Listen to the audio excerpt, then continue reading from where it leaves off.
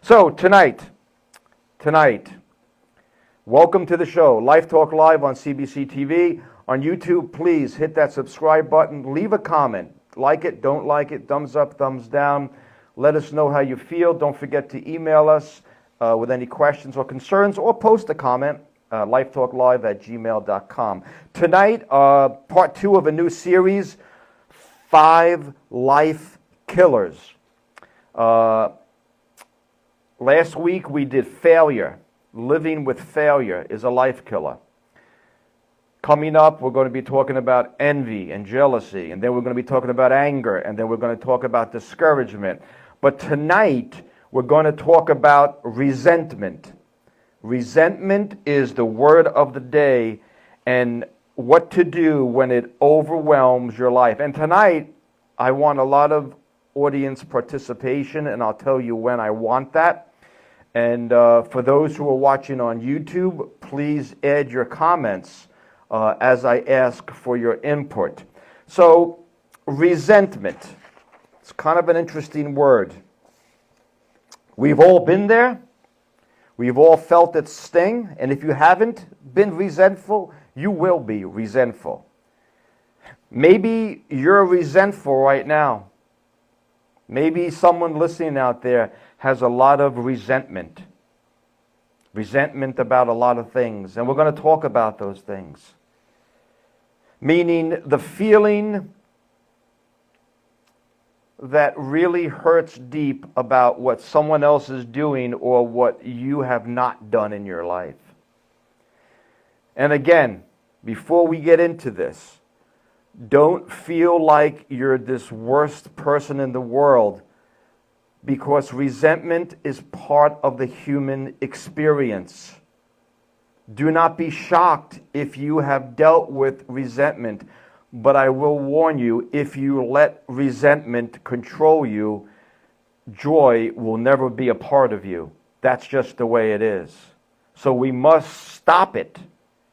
We must cut it off at the head before it consumes your total existence. There'll be no happiness. You look at someone who's miserable, they probably have some resentment. Here are some examples. Examples of things that make us resentful. Someone at work got the promotion you wanted, and you're resentful. Someone you wanted to date or marry or fall in love with is dating or married another. Someone you don't like is doing better than you. Someone you know has the car you always wanted, the house you always wanted, the husband you always wanted, the wife you always wanted, the kids you always wanted, the life you always wanted. People, the list goes on and on. Their lawn is better than yours. Can you resent someone that they have a better lawn than you? Absolutely. Let me just say hi to some people here. Dawn, Jen in Florida, Jen in New York. I lost my signal. Okay, there we go. Tom, John, and anybody else there? Laura. Let's see here. Marion. I think, who else do we have out there? I think that's all I see here. That's just on Facebook. I don't know who's on YouTube. Well, we have Rich on YouTube also. Okay, but anyway. And Andy. Andy. How you doing, Andy? Good to see you. Many things cause us to be resentful. People's kids who are doing better than your kids can make you resentful. People's life that is better than your life can make you resentful. Their job is better than your job. And you know what's interesting? And we're going to get back to this a little bit later on. In that list of things that I told you that we can be resentful for, notice the word you. You are resentful because of what they have. You are resentful because of their car. You are resentful because of their life. You are resentful because of their job. Even as a pastor, I have been resentful, trust me, that someone else's church is doing better than my church, no matter what I do, and I can become resentful. Now, this is where I want you guys to chime in. Before we move on and cut this monster's head off and deal right in the face, full on, of resentment and resentfulness and what it means and what it does, tell me, what are some other things that we can be resentful about? What can you resent? I want to see some comments in the comment sections. Maybe you have some things and you might not want to share them, but what are some things in your life that you have been resentful about? What have you seen maybe other people resentful about? And then we're going to go into the word resentment, or to resent, what it means. But I just gave you guys a list, of things that many of us can resent someone else because of what they have. Anybody? I'll give you guys some time. And Sally, let me know if anybody pops up on YouTube there with any comments. Okay, Rich left one. Resentment leads to hatred, which is murder in the eyes of God. Sixth commandment. Hey, he's jumping ahead, but he's getting right to the root of the problem here. And we don't understand how dangerous this can be. Absolutely. Now, some of you might say, well, Pastor, but isn't resentfulness, like in that list of things that you listed, isn't it really the same as jealousy and envy? Well, not really. And I'll tell you this. Yes, jealousy and envy sound quite the same, but they're just the ball that gets, or they're the emotion that gets the ball rolling. Resentment, it is what keeps the ball rolling. Okay? Jealousy and envy start us on this trip. Resentment keeps us on that trip. Okay? It's like the ticket to get on a miserable life is to be jealous and envious of someone else. That buys you a ticket on the train called resentment and being resentful. One doesn't come without the other, and they do, like dominoes, lead one to the other. Dawn says, disappointed for working for years without a vacation. Okay, you can be resentful about that, absolutely. How about you're at work and someone gets a promotion, someone gets to go on vacation, someone gets really close with the boss and is the boss's pet. Remember when you were a kid in school, the teacher's pet, right? Didn't we all hate that? But you know what's interesting? What did we all want to be? The teacher's pet. Isn't that interesting? And that's where we have to use the brain that God gave us. And let's run with that. Let's just say we're at work and someone at work is the boss's pet. They get all the primo jobs. They get special time with the boss. He seems to favor them. It makes us first envious and, to be jealous, but it turns into resentfulness. Why? Because we want to be that person. And that's a clue. Let's see it. Thomas says resentment is the deep-rooted emotion that comes from the feeling of prolonged and fostered jealousy. Did you copy that out of the dictionary? That seems pretty official. Okay? Charlene says, resentful that my ex takes no responsibility for his negative actions. Okay, got some good stuff here going on, people. What else? I'm sure you could You know, if you needed to write a book, I'm sure we could all write a book on things that make us very resentful. Okay? Someone, you know, you work hard and break your back, and someone else gets everything for free, or whatever it is. Okay? As those keep popping up, I'll take a look at them. But let's get to this word, okay? Because to resent something, how about this? Let's take it to another level.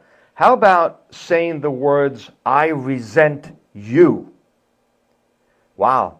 Didn't that take it up like 10 different notches on the serious scale? Have you ever said to someone, I resent you? And I bet you probably have not.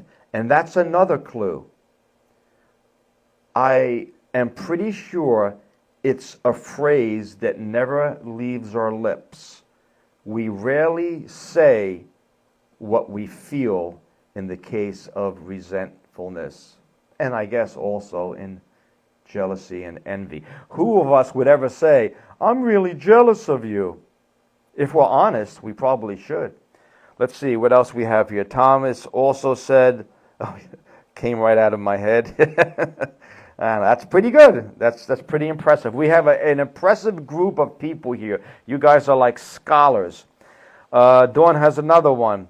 I resent that my ex has done nothing but negative things towards me and still just rolls along. So yeah, they're coming out now, you know. I'm poking the pile. And you know, if you think upon it, you're going to get into a bad place, and all these things are going to bubble up like a disgusting stew.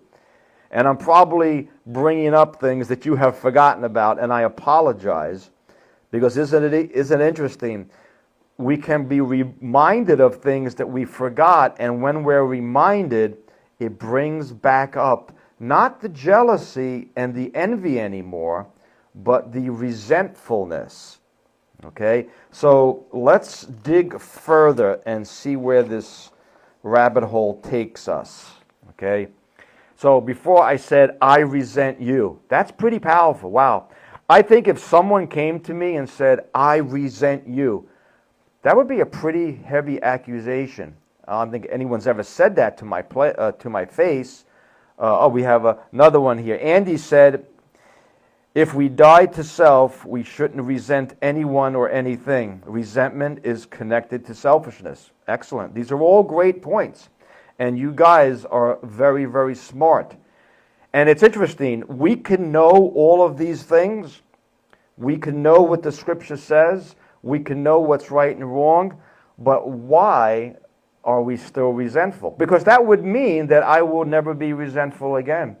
And I will tell you guys right now, I'm not resentful at the moment, but I've been resentful a lot. And I will probably be resentful again, but I'll have to keep it in check.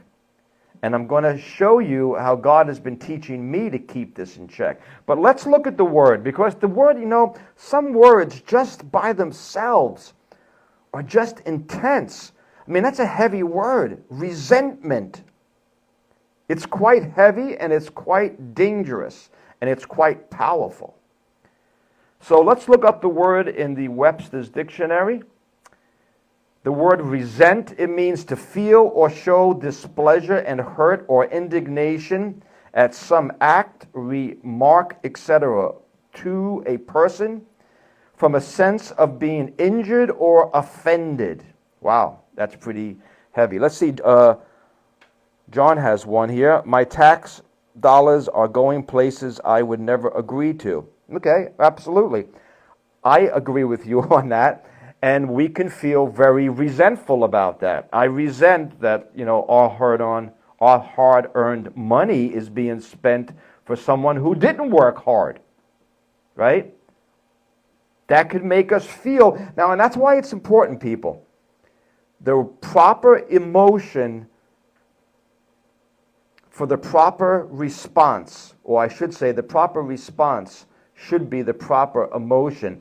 Now, in that case of people getting what maybe you worked hard for, resentment might not be the best explanation. and still to not be in sin. We can be angry, okay? We can have righteous indignation, because it is true. We can be angry if someone comes and steals my car that I worked for. I have a right to be angry about that, okay? But where does resentment fit in there? So it's a very difficult little challenge we have here. So let's move on. Resentment.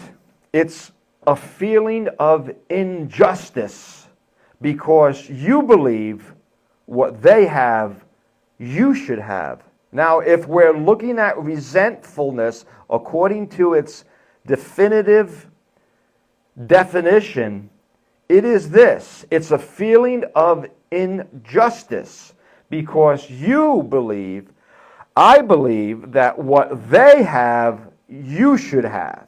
You see, it's a very defined word, which means that how would I fix? Let's just say, okay, Sally has one here. As Christians, we can resent other Christians who are advanced in ministry. Absolutely. Okay, I've had to deal with that a lot. And I'm doing really great with that. I feel that I have victory, but God had to teach me something. But let's get back to this resentfulness. And I'm glad that John, that you brought that up, John, because that's a good point, and we have to be careful. Now, John said, being resentful that people that, didn't work for something are getting the money that you worked hard for. Okay? Now, I said we could be angry about that, but it doesn't really fit into the proper definition of resentment, because resentment is a displeasure in what someone else has that you believe you should have.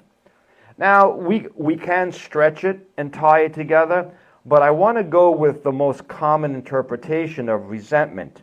Now, if it's, I resent that my neighbor has a bigger boat or a better job or a better house, I resent him with it, okay? And let's go with that analogy, okay? We all have neighbors, and no matter what we do, we have neighbor envy, right? Your neighbor gets a new car that's newer than yours, a new boat, a new pool, their kids are graduating. Your kid is graduating and he's, working at McDonald's. Their kid is going to med school. If you're honest, a lot of emotions come up, don't they?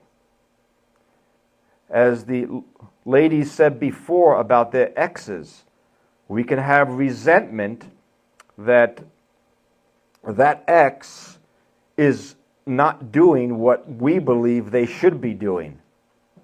And that takes a lot of soul searching too, because we have to make sure, are we right about this?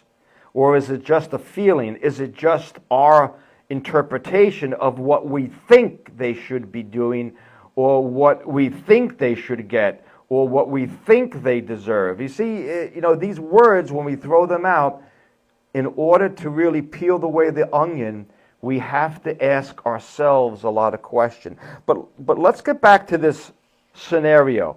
Let's just take this scenario that someone, your neighbor, who's always never doing the right thing, always, cheating on stuff, always, just has a really crazy parties and stuff, and you can't stand these neighbors, but let's just say they just won lotto, okay? You've been working, busting your back for years, raising your kids, trying to give them a good life, and your neighbor, they're on welfare, they're on all this stuff, and it drives you crazy, and they just win lotto, and they're running around, and you see them on TV. How does that make you feel? That probably gives you a load of emotions. Anger, jealousy, enviness, but definitely resentfulness. Now, this is interesting. This is going to be fun. How do we soothe a resentful heart. If I am resentful that my neighbor just won lotto, well, how would I be able to be soothed and cured from this situation? And notice the focus is on me, isn't it?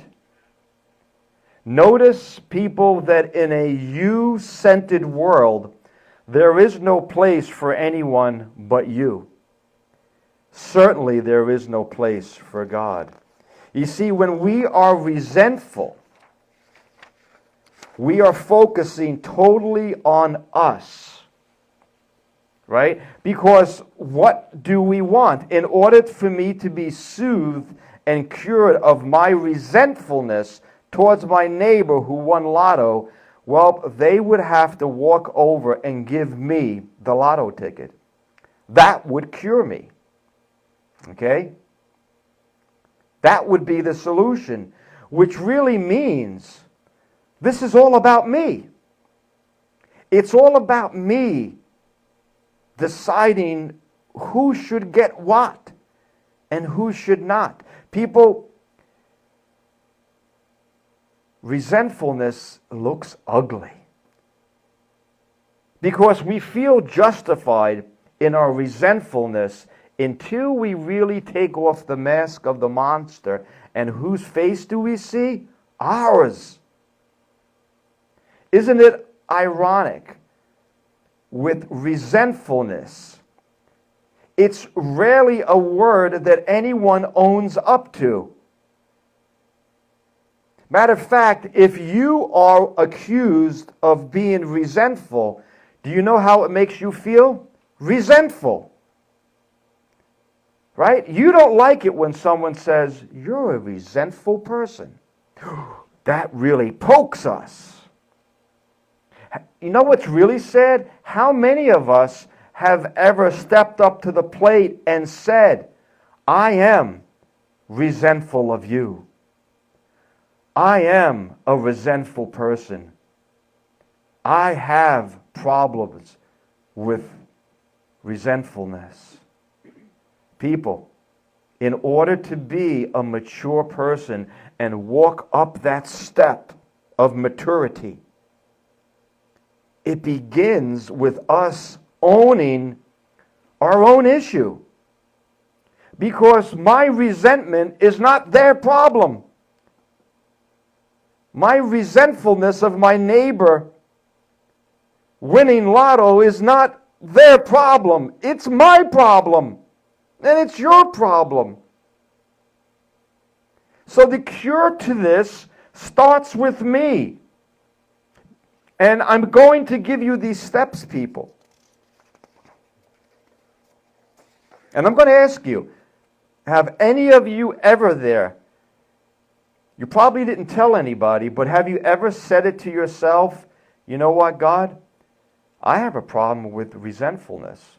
I have a problem with it. I don't take any bones about it.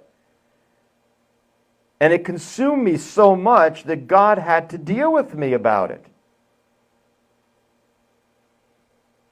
People, in order to be cured of this, does anybody want to be cured of resentfulness? You know, it's so interesting. Everybody wants to be cured of sicknesses and stuff. You know what we need to be cured of? This. And we need to first understand what it is. It's a sin, people.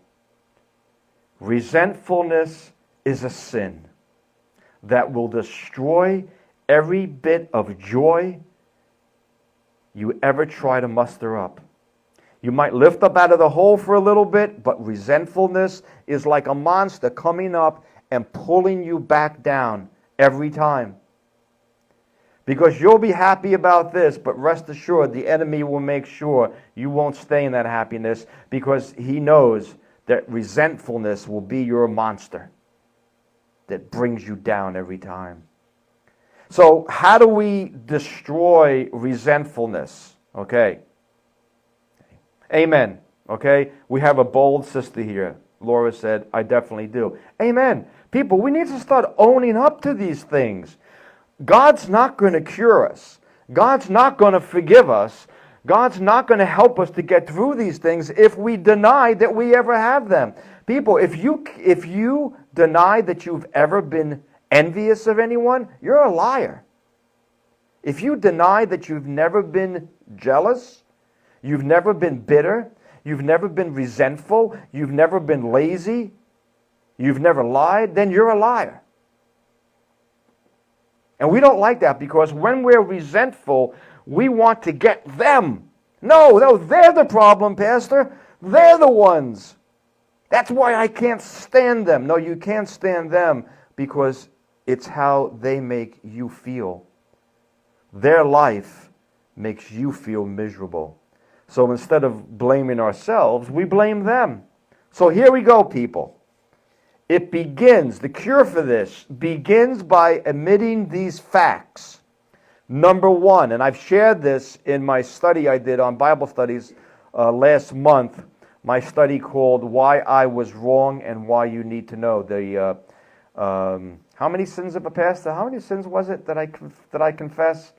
Was it 10, 20, 30? I forgot how many it was. 100. No, it was 100? Well, it was 100 sins of a pastor? Well, in that study, Why I Was Wrong and Why You Need to Know, the 10 sins or 20 sins, I forgot what it was, of a pastor. Well, one of the things that God revealed to me, which was so freeing and so life-changing, was I don't deserve anything.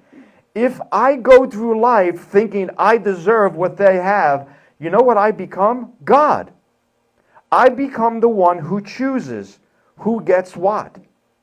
When you say that I'm resentful of them, you know what you're saying? You're saying they don't deserve that. I do. That's what it means.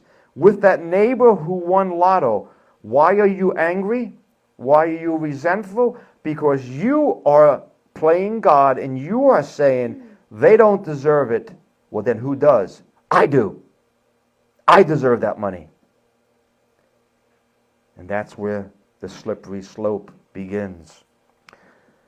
Thomas says, look at anyone that you feel negatively towards, and if they don't know Jesus Christ, they have nothing. Whatever they may gain in this life truly may be theirs for life now, but it doesn't go on. Andy says, thanks. Once we claim to have died to Christ, then it's no longer about self. That being said, we still struggle because we are fallen beings living in a fallen world. Absolutely, and I know there's more, but great points, people. And it starts with this. People, and I tell you, and if you listen to my study I did a couple of weeks ago, it's really so freeing. To die to Christ, like Andy just said there, is to really understand that I don't deserve it. This mentality, entitlement mentality, is a problem even in the church. Because what does God say? The wages of sin in Romans 6 is death. We first have to start, if you want to be healed of this, first come to the conclusion that you don't deserve anything. You don't deserve their boat, their lotto, their nothing. No one deserves anything. Because when you make that conclusion, you are determining that you do deserve something. People, we should be happy that we're alive and that God has given us breath. Other than that, according to the scriptures, we deserve nothing. We don't even deserve salvation, but He loves us. For God so loved the world, He gave it to us for those who call upon Him. It doesn't mean we deserve it, but God loves us, so He gave it. So first you have to get off the top of your head that you deserved a great life, a great husband, a great wife, great kids. Get rid of all those things. And it begins to foster a thankful heart. Beetle Maniac from Florida says, pride seems to be at the core of just about every sin. Absolutely. It is at the core of every sin. It's the love of self. Okay, number two, you have to come to the conclusion and admit, I don't have a right to decide what other people deserve. You and I do not have the right to decide what other people deserve. It's not my job. And I can't do anything about it. Okay? And that's number 3. I have to admit that I don't have the power to change what other people get. I mean, I could vote. That's about all I can do in the United States. But people who are not working and getting, disability checks, illegally, there's nothing I can do about it. Really. Nothing. But accept it, that God works all these things out and He will deal with it. But that's not their problem. That's my problem. Number 4, I must be able to forgive others even if they don't deserve what they have. Your ex-husbands and ex-wives and your neighbor who won lotto, you need to forgive others even if they don't, even if they stole it. You know what? God says we've got to forgive one another. And the last one, 1, 2, 3, 4, 5, if I don't confess this sin to God, it is then me who is to blame for the pain. Resentment is a self-inflicted wound. There's no one else to blame but ourselves. And, sadly, we blame God. God, how come my life is so miserable? How come I don't have their life? I want their life. Remember that old little story about the person who was unhappy with their cross they were given? You remember that story, Sally? A little bit. There was this person, this is like a parable. This person went to God and said, God, you know what? I know you said that, we all have to bear the cross we were given in life. But my cross is too hard. I don't like it. It's too heavy and my life is miserable. Can I exchange it for someone else's cross? And God says, I don't normally do this, but I tell you what we're going to do. I'm going to let you into the cross room where all the other crosses of all the people's lives throughout history are laid. But you have to place your cross in there, okay? So the person goes and he throws his cross in there, and then God takes him and spins him around, and He goes, okay, go pick up the cross that you would like to have the most. And what would that be? The smallest cross, right? I don't want a big cross to bear. So this person says, okay, God, because the cross you gave me is too big to bear. So I'm going to look for the smallest cross I can find. So the guy digs through the pile, digs. He finds the smallest cross and he picks it up. He goes, I found it. This is the cross I want. God says, you sure? Yeah, are you sure? He goes, yeah. He goes, that's the cross you came in with. That was the cross you came in with. That's your cross. The cross I give you is just enough for you. You need to be grateful for it, thankful for it, and don't think that someone else is living a better life because God might give you their cross. People, here is the biggie here. In order to really get over this emotion, this sin of resentment, you and I must pray for a special ability. Okay, I know everybody's praying for tongues and healings. You know what you need to pray for? You want to pray for a gift? Pray for the ability to be happy at another person's success. That's hard. Pray for the ability to be happy when someone you don't like is successful with something that you always wanted. You accomplish that, you have leaped way above the rest.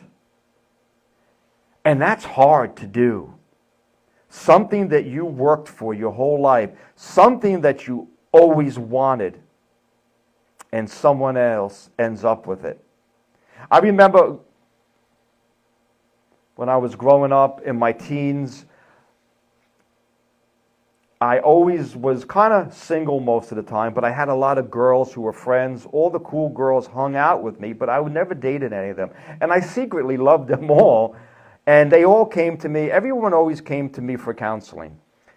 And I remember this one particular girl, that I really, really liked. And I liked that she wanted my advice, and And she would always ask me guy advice. And then she finally, fell in love with this guy and say, I'm so happy, Scott. Guess what? Well, Ozzy. She would say, guess what? I'm going out with Joe. Thanks for all your help. And it never made me feel good because I was resentful, because I wasn't happy for her. What I really wanted was her. And I thought if I just was her friend and I was so, getting off that she was coming to me for advice and just, telling me, you're so great, you're so smart, you always know what to say. And I would be like, well, how about going out with me instead of that guy? But you see the root of it? Because and it would happen many times when that girl would end up going out with some other guy after they came to me for advice, I was never happy for them. I would go, oh, I'm so happy. That's great. I'm glad I can help you out with that. But that was a lie. That was a lie. Now, before we close, we have to go to something very, very important. We got to go to the Word of God. Are you people still there, or are you so shocked and dumbfounded by this horrible thing that you can't even speak? Okay, are you still listening out there? Because I know this is a brutal one. Resentfulness is very hard, and it's hard to break through, but you can. And I'm living proof. And like I said, it doesn't mean that I won't be resentful again, but I'm learning. And again, it has to do with me thinking I deserve things. I deserve my kids to be well. I deserve to have a happy marriage. I deserve this. I deserve that. I deserve a big church. I deserve to be respected. God says, no. You deserve whatever I give you. That's it. And if you think you deserve more, then you're telling me that I'm wrong. Each one of us get what God hands us. And what does He want us to do with that? Be thankful for that. Because, what's that scripture? Those who are faithful in little, God will make you ruler over much. If you can't be happy with the little you have or your miserable life, God says, I'll never give you a better one. Because you're not thankful first with what I already gave you. And if you hate what I have given you, then you're not thankful to me and you think I made a mistake with you. Be thankful with nothing. And then and only then I can give you a lot. But let's look at some scriptures here. Quickly, and this is the New Living Translation. We're going to run a little late here. Matthew 6:14 and 15. If you forgive those who sin against you, your heavenly Father will forgive you. But if you refuse to forgive others, your heavenly Father will not forgive your sins. Okay, if you constantly are not forgiving what other people have done in your life, God says, well, you know what? I'm not forgiving you anymore. Okay?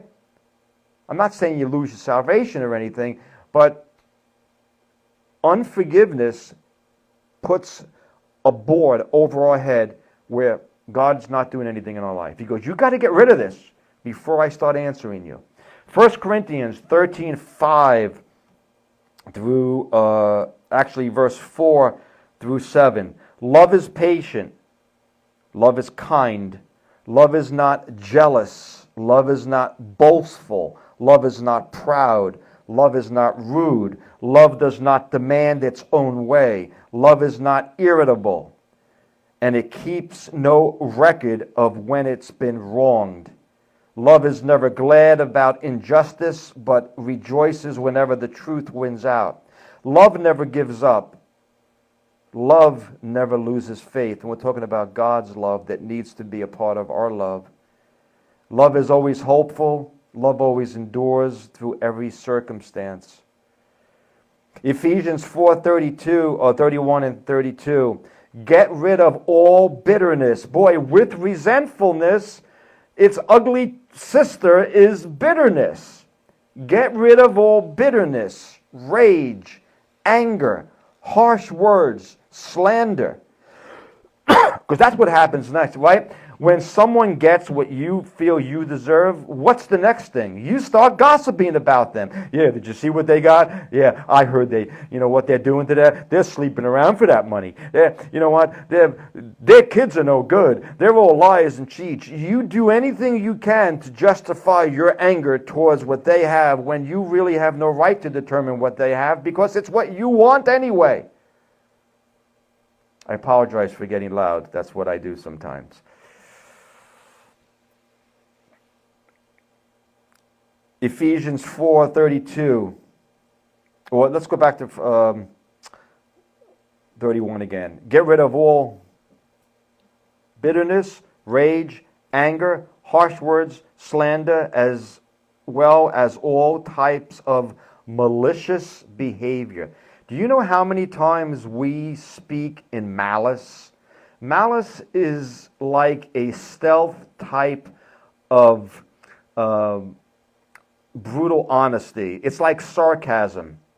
Okay? Purposely giving someone a zinger just to see them squirm or to get out some frustrations.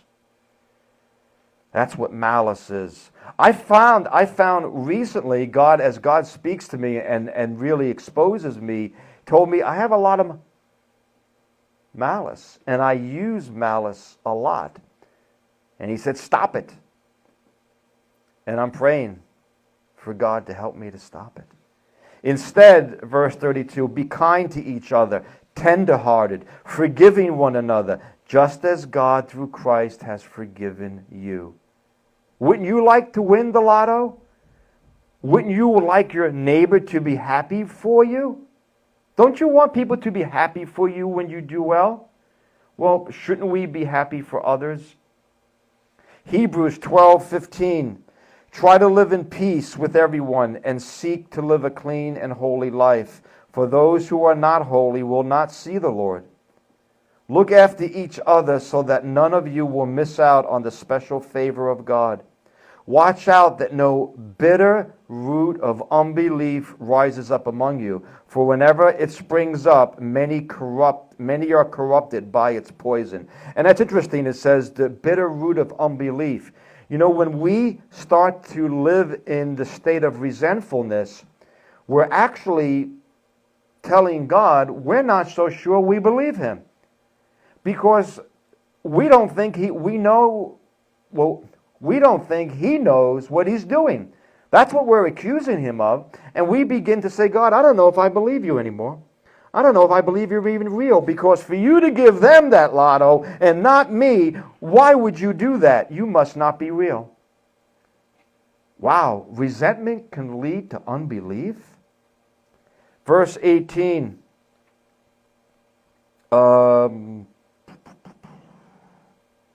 Verse 18 of Hebrews 12. Make sure that no one is immoral or godless like Esau.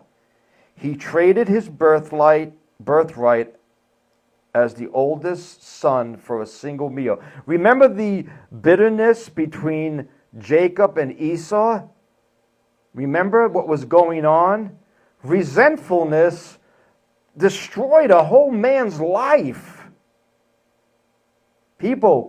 I've seen people live their whole lives with this stoic look on their face, and they can't figure out why, and they blame God, and they say, why, and sometimes God is going right back to you and I. Why is a good question. Why, my child? Why are you so resentful? Because you don't think I gave you what you deserve. People, if you don't understand that you don't want what we deserve, I am glad that God does not give me what I deserve. But because of his grace and mercy, I get what I don't deserve. That's grace.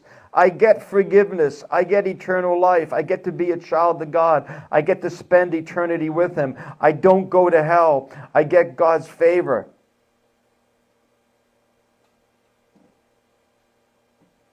We need to remember these things. It's not easy. And we'll probably have to go over this again.